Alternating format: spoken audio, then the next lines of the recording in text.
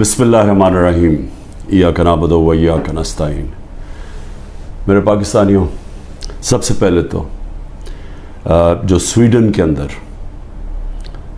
कुरान की बेहुरमती की गई आज़ादी राय के नाम के ऊपर मैं चाहता हूँ कि एक ज़िंदा कौम जो कि अपने दीन से प्यार करती है और जो अल्लाह की किताब वो हमारे दिलों में उसकी इज़्ज़त है और अल्लाह के जो हमारे पैगंबर हैं नबी सल्लल्लाहु अलैहि वसल्लम उनकी इज़्ज़त है।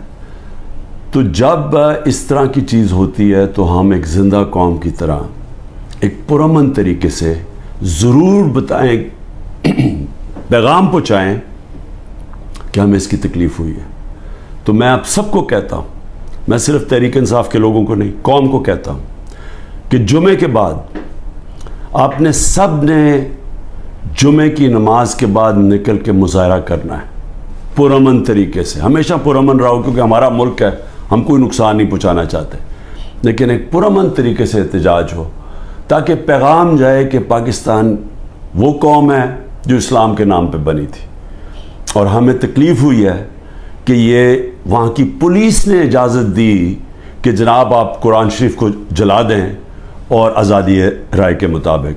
आपको पता होना चाहिए कि पाकिस्तान की वजह से आज 15 मार्च दुनिया के अंदर एंटी इस्लामोफोबिक दिन बनाया जाता है, यानी जो इस्लाम के ख़िलाफ़ जो हरकतें होती हैं, मसलन नबी सल्लल्लाहु अलैहि वसल्लम की शान में गुस्ताखी होती है और ये जान के जिस तरह ये कुरान शरीफ को जलाया गया, इसको ये इस्लामोफोबिया के अंदर आता है। तो हमारी वजह से यूनाइटेड नेशंस में 15 मार्च को इस एंटी इस्लामोफोबिया दिन बनाया जाता है। तो इसलिए हम सबको जुमे के बाद निकलना चाहिए और पुरअमन तरीके से एहतजाज करना चाहिए। दूसरी चीज़, दुबई में मीटिंग होती है, पाकिस्तान के बड़े बड़े मनी लॉन्ड्रर का मतलब जो इस मुल्क से पैसा चुरा के बाहर ले जाते हैं। जो सबसे बड़ा मसला पाकिस्तान का क्या है कि हमारा रुपया गिरता जाता है डॉलर के मुकाबले में। तो जब आप डॉलर यहाँ से ख़रीद के बाहर भेजते रहें और चोरी करके बाहर भेजते रहें तो वो डॉलर की कमी होनी है और जब डॉलर की कमी होगी तो रुपया गिरता जाएगा। उसके अलावा भी हमने एक्सपोर्ट्स के ऊपर ज़ोर नहीं दिया, कभी किसी ने तवज्जो ही नहीं दी कि हम अपनी आमदनी कैसे बढ़ा सकते हैं। हिंदुस्तान की आज जो एक्सपोर्ट्स हैं ये ज़रा समझ लें 600 अरब डॉलर के करीब है। पाकिस्तान की हमारे ज़माने में रिकॉर्ड एक्सपोर्ट्स थी 33 अरब डॉलर, रिकॉर्ड थी। वो आज उससे भी कम हो गई है, 13% गिर गई हैं एक्सपोर्ट्स।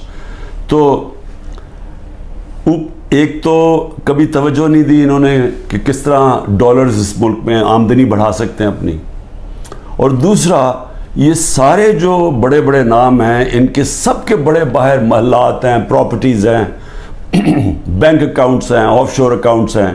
पनामा में क्या हुआ था? पनामा में एक दुनिया के अंदर एक इंकशाफ हुआ कि जिन्होंने बड़े बड़े लीडर्स ने, वज़ीरों ने अपने पैसे छुपाए हुए थे बाहर के मुल्कों में कंपनीज़ के पीछे, यानी कंपनीज़ के पीछे इन्होंने अपनी दौलत छुपाई हुई थी, प्रॉपर्टीज़ ली हुई थी। उसमें नवाज शरीफ की प्रॉपर्टी पकड़ी गई, मरियम नवाज उसकी मालिका निकली और वो लंदन के सबसे महंगे इलाके में अरबों रुपए के इन्होंने प्रॉपर्टीज़ ली हुई थी, जिसको मेफेयर अपार्टमेंट्स कहते हैं।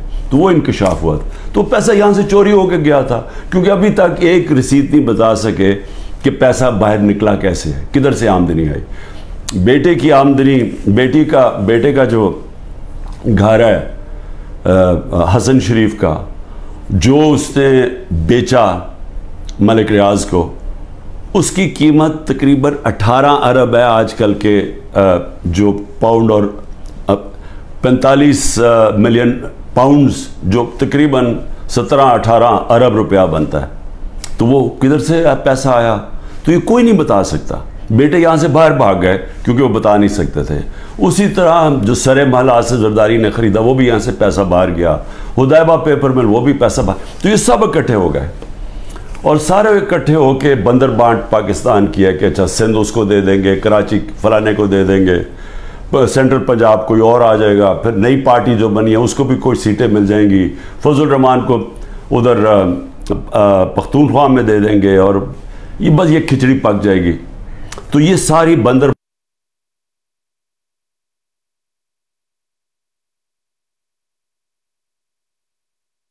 کی ہے. اور پھر دیکھیں